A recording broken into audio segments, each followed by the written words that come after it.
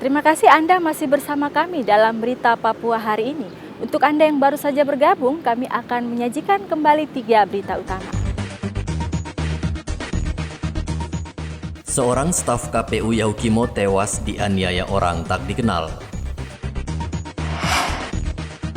Baku hantam usai pesta minuman keras, seorang pemuda dievakuasi ke rumah sakit.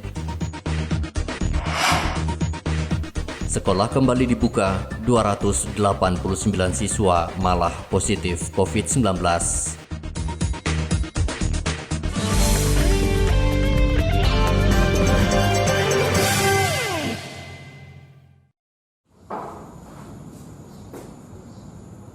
...289 anak di Papua terpapar COVID-19. Ratusan anak tersebut berusia 6 hingga 18 tahun yang tersebar di 19 kabupaten dan 1 kota di Papua. Juru bicara Satgas COVID-19 Papua, Dr. Silwanus Sumule mengatakan meningkatnya penyebaran COVID-19 pada anak usia sekolah setelah kabupaten dan kota membuka sekolah tatap muka. Dari pertama kali pandemi ini muncul di Papua hingga hari ini tercatat ada 289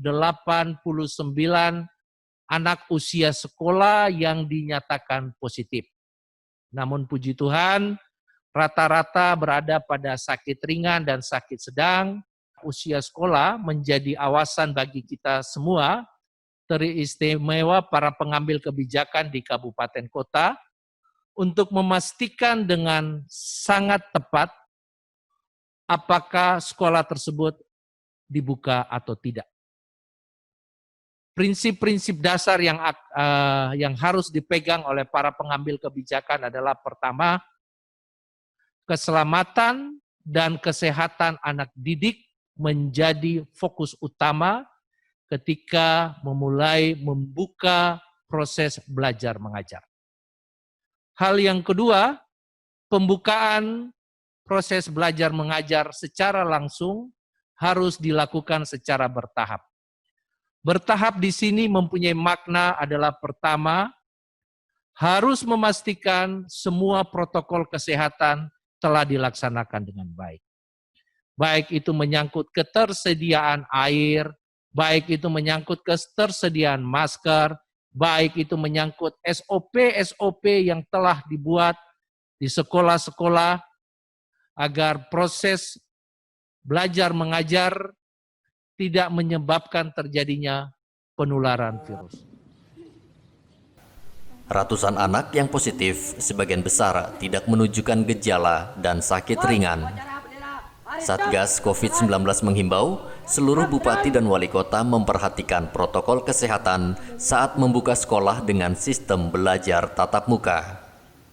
Data per 12 Agustus, pasien positif COVID-19 di Papua berjumlah 3.194 orang, sementara dirawat 1.210 pasien dan yang dinyatakan sembuh sebanyak 1.949 orang. Hendra melaporkan dari Jayapura, Papua.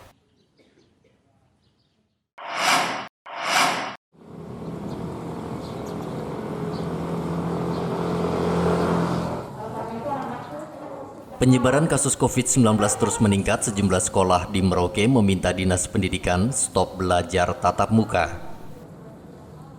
Kepala SMP Negeri 2 Merauke, Mayela Yetorok, mengatakan kasus COVID-19 terus bertambah, mengancam siswa yang setiap hari datang ke sekolah belajar tatap muka, sehingga pihaknya akan bersurat secara resmi meminta dinas menutup sekolah.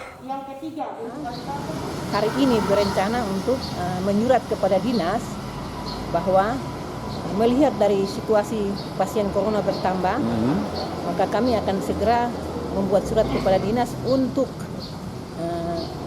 meminta dalam rangka meliburkan siswa kembali dengan memberikan tugas offline maupun online, dan siswa libur, guru dan tata usaha tetap hadir seperti biasa di sekolah. Kami takut dan kami tidak mau jangan sampai ada siswa yang terkena COVID corona, itu membuat sekolah kami akan menjadi beban dan mungkin tidak akan kembali sekolah seperti biasa kalau ada salah satu yang kena.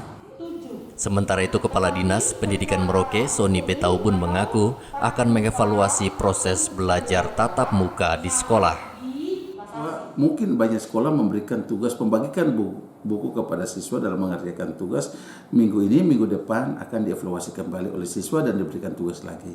Bisa juga terjadinya juga kunjungan ke rumah. Oh, gitu. Ya, jadi prosesnya saya minta kepada sekolah diatur.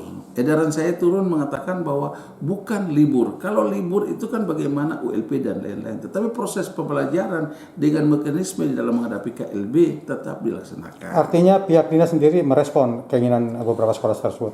Dinas sendiri sudah turunkan edaran baru. Edaran ke semua sekolah khusus untuk 9 distrik ini yang disebut menjadi distrik yang agak berdekatan dengan zona merah, dan dalam kota distrik Merauke saya zona merah, itu kita mengadakan dengan pola adalah pembagian buku ke siswa, belajar dari rumah, bisa saja juga dengan pola apapun yang diatur adalah dari pihak sekolah. Sejak kapan mulai itu, Pak? Nah, sejak besok sudah dimulai lagi. Jadi tidak ada lagi tatap muka ganjil genap. Dalam sekolah ya? Ya. Sampai kapan, Pak? Sampai dengan melihat pada jumlah COVID ini dan juga daerah kawasan merah ini, kalau sudah bagus maka kita kembali. Karena kita tidak bisa pakai batas waktu. Kalau kita pakai batas waktu susah. Sony minta pihak sekolah bersabar menunggu instruksi resmi dari Bupati terkait belajar tatap muka. Sekolah juga diminta terus menerapkan protokol kesehatan yang ketat. Muhammad Ridwan melaporkan dari Merauke, Papua.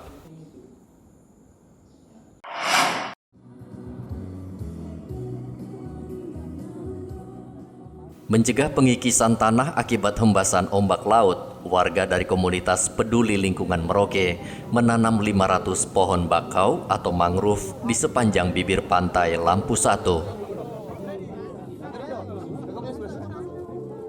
Pohon bakau berfungsi untuk mengendapkan lumpur di akar pohon sehingga dapat mencegah terjadinya intrusi air laut ke daratan.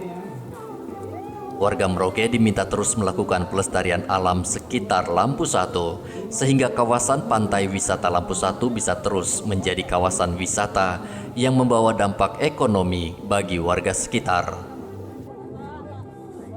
Kita berpikir pertama, ini kan menjadi pusat aktivitas masyarakat sebenarnya. Yang kedua, ini kan sebenarnya Pantai Lampu Satu ini kawasan konservasi. Kemudian kita lihat di sekitar sini kan mangrove mulai habis. Ya kan, kalau mangrove habis, garis pantai ini akan makin ke darat. Kalau makin ke darat ini pasti akan terjadi pengikisan di rumah-rumah yang ada di sini semua. Nah, jadi kita harus wajib untuk mengamankan ini dan Pemda Merauke sebelumnya telah memasang beton penahan ombak di bibir pantai Lampu Satu. Namun karena cuaca buruk dan gelombang tinggi, beton pemecah ombak hancur. Muhammad Ridwan melaporkan dari Merauke, Papua. Informasi tadi sekaligus menutup jumpa kita dalam berita Papua hari ini. Saya Yuni Rumbaran beserta tim redaksi yang bertugas mengucapkan terima kasih atas perhatian Anda. Selamat pagi, sampai jumpa. Wanyambe.